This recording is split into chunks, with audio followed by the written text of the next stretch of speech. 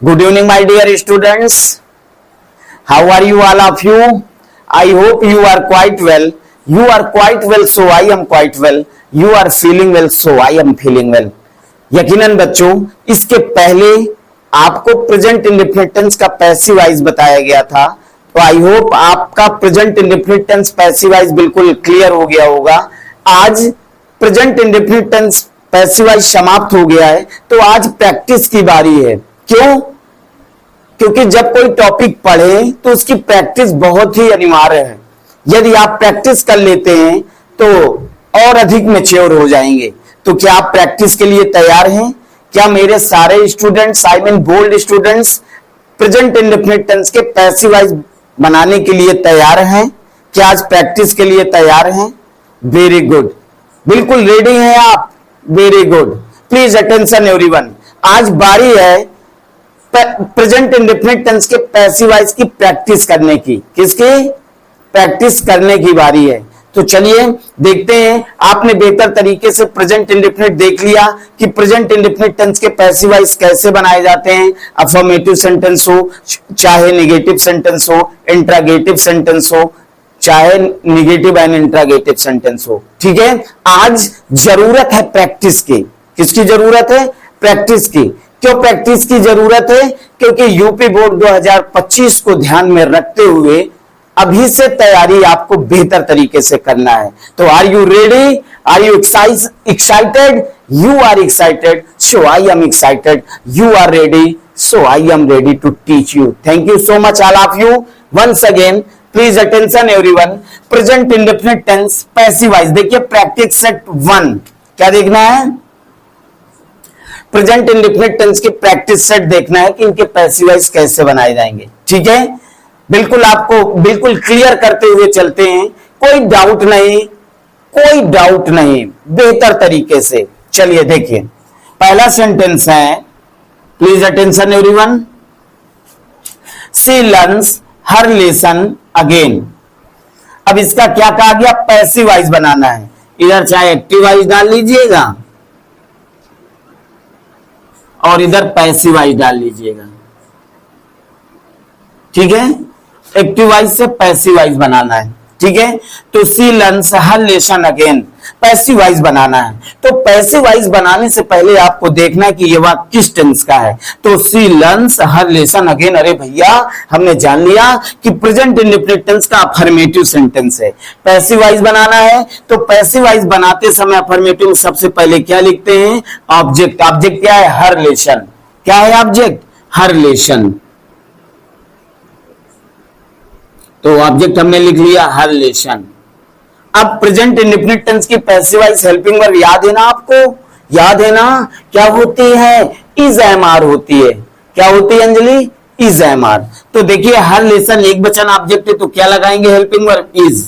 फिर passive voice में main verb की थर्ड फॉर्म लगाई जाती है, लर्न। लर्न का थर्ड फॉर्म क्या हो जाएगा बेटा? Learned. Learned, LEARNT। Other word क्या है? अगेन। अगेन हो गया। फिर बाई, सब्जेक्ट क्या है? सी। सी का क्या हो जाएगा इधर? हर। ये आपका पैसिव वॉइस कंप्लीट हो गया। कंप्लीट हो गया ना? आ गया ना?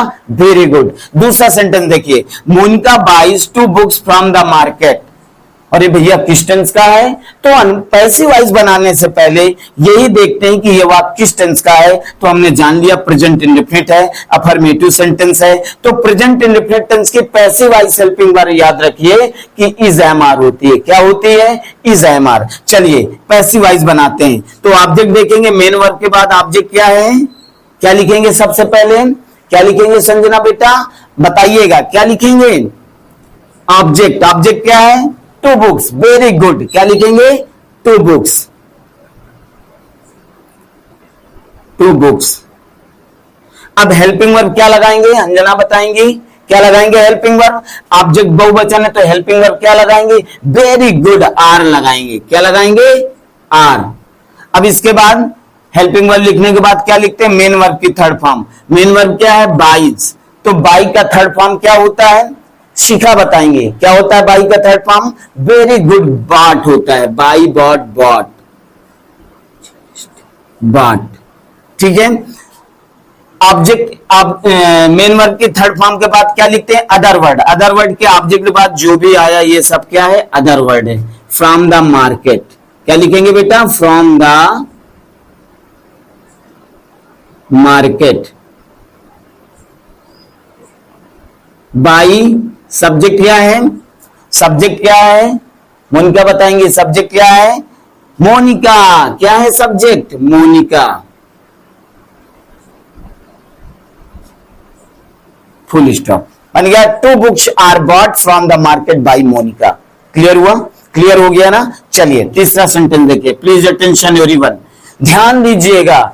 ये मलाई है, मैंने बताया है, कोई टॉपिक पढ़ लिया आपने तो एक्सरसाइज अभ्यास की जरूरत होती है। अगर ये अभ्यास आप करते हो तो आपके लिए बेहतर है। ओके चलिए तीसरा sentence, the peon does not ring the bell. भैया पैसिव वॉइस बनाने से पहले देखेंगे ये वाक्य किस टेंस का है। हमने देखा प्रेजेंट इंडेफिनिट का नेगेटिव सेंटेंस है, पैसिव वॉइस बनाना है तो ऑब्जेक्ट क्या है, द बेल। क्या है ऑब्जेक्ट, क्या है, द बेल।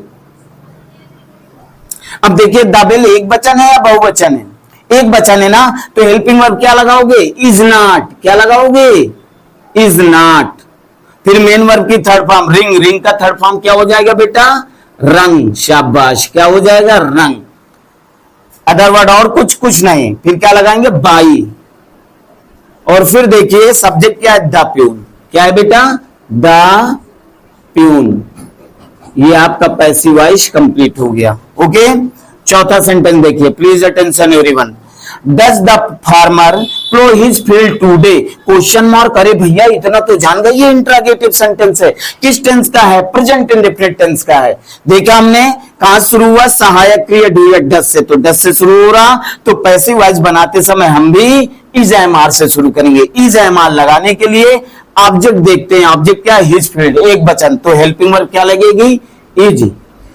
फिर ऑब्जेक्ट क्या है, his field, sorry his field, FIELD, his field हो गया।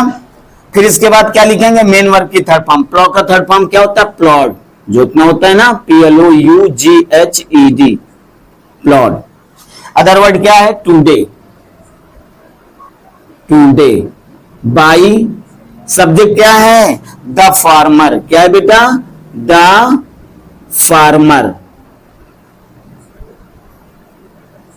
क्वेश्चन मार्क लगा दिया, आपका पैसिव वॉइस कंप्लीट हो गया। क्लियर हो गया, is his field ploughed today by the farmer. Next sentence, क्या समझ में आ रहा सभी लोगों को, वेरी गुड।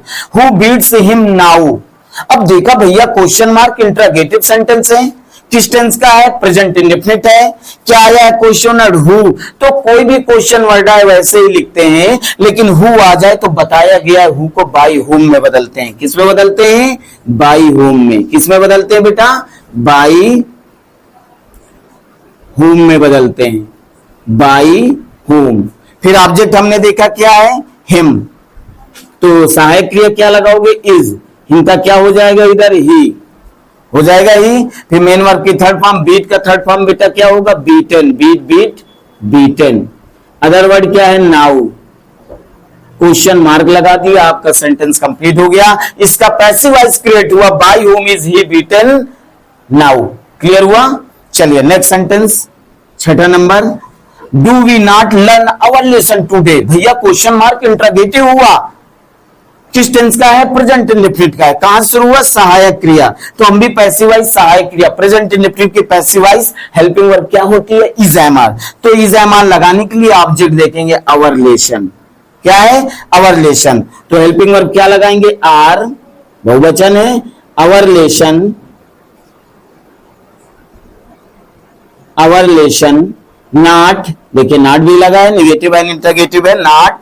लर्न का third form learn, LEARNT। Other word today,